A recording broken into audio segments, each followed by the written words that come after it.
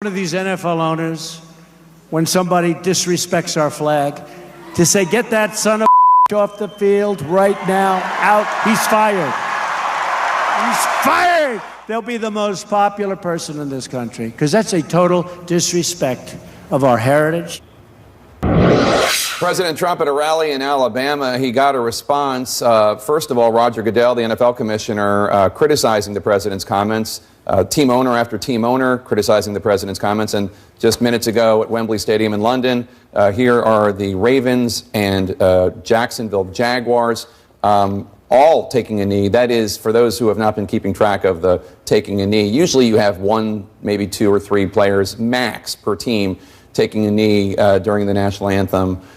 This is something else entirely. We're back with our panel. Nina Turner, would love your response to President Trump talking about this and the response from the NFL.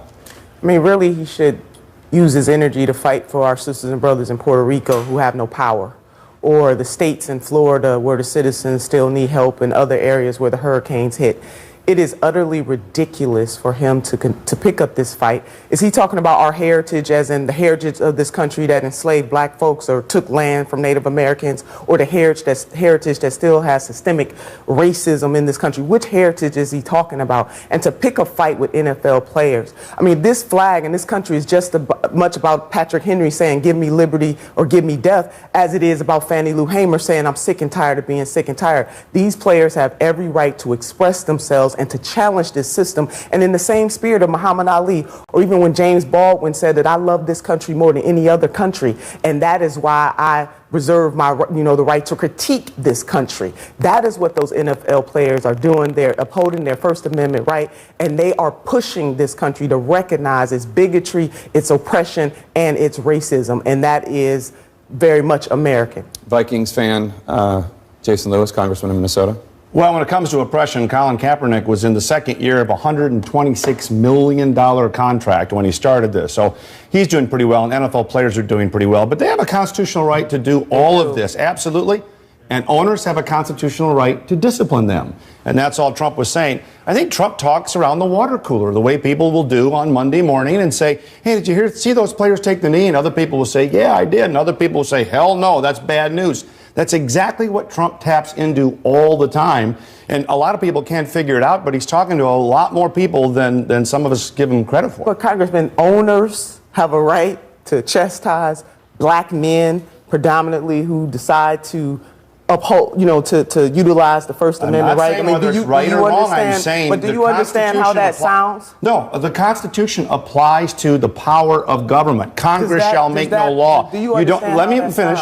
The Congress. Look, employers cannot rescind your speech. Well, I shouldn't say employers can. The government cannot rescind your speech. You don't have a right of free speech at your place of employment to stand up and say, I think I'm going to recite the Gettysburg Address tomorrow. Your employer can say, no, you can't. I didn't see this outrage when Tom Brady decided that he was not going to go visit the White House. Is it only outrage when black men decide to assert their belief in this country about bigotry and racism? Nobody's saying that. Let me bring in Jen Psaki. The polling on this is rather wanting.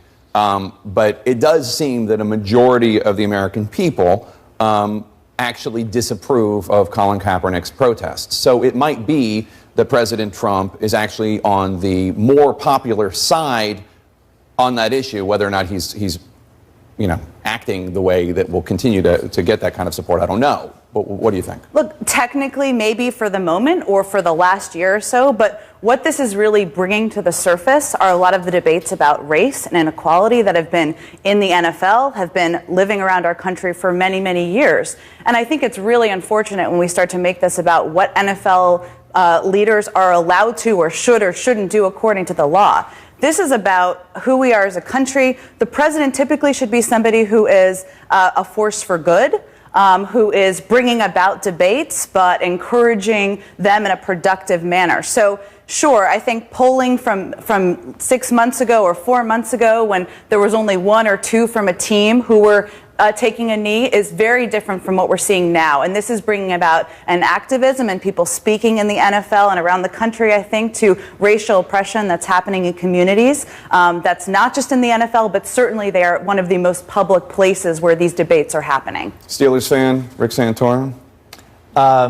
I wish the president had spent more time talking about health care, which we've been talking about the success that they've had in dealing with the hurricanes and the tremendous job that Governor Abbott and Governor Scott have done. I mean, there's the president of the United States can be a water cooler guy. He can go and talk about whatever he wants to talk about, but he's taken his eye off the ball of the things that he can actually impact and make positive change. And we're this close. I think we're 1 or 2 votes away from passing a repeal and replacement of Obamacare. And if I was the president of the United States, I'd be spending all my time and energy publicly and privately trying to get this pledge that he made to the American public and not get diverted into conversations that actually make it harder for you to accomplish your goals. The thing is, it's interesting about this when he picks his fight is, and I have a feeling you're right. This is going to drive people to Kaepernick's side. We saw it this morning when they weren't even there. I mean, I don't. It's possible that a majority of the country will side with him, but he's probably going to beef up the support. I think you're a Browns fan, but I'm not sure. Oh yeah, Okay. Cleveland Browns, but Cleveland Cavaliers. Speaking of LeBron James, you were talking about the racial component of this. You don't think it's an accident that he's talking about not predominantly at all. African American players? Look at his audience. It's no accident. The In president Alabama, you doesn't do anything by accident. He's very strategic about this, and this kind of brew up. Is right up his alley. He loves when all this chaos and confusion. This feeds his agenda. But make no mistake, this still is not about just President Trump. And I say this everywhere that I go, that the whole notion of systemic racism and what we need to do to lift people and to recognize the deficiencies in this country, that systems oppress and have been oppressive. I mean, there was just a study that came out that said that African Americans still are not keeping pace with the same wages as some white folks in this country, even still. 40 years, even still. So we have some systemic pressures that we really have to deal with as a community, as a country. At the same time, we have sisters and brothers in rural parts of this country too who suffer as well. And the president is doing a disservice to continue along this track. Great panel. Thanks so much. And I didn't mention you're a Patriots fan. I should. Patriots. You're I have not? to be Bengals. My husband's from Bengals. Cincinnati. Okay, well, you're from. All right, anyway, a little quiz for those members of the Trump administration who might need a refresher on the rules of Washington. When is it okay to take a government jet?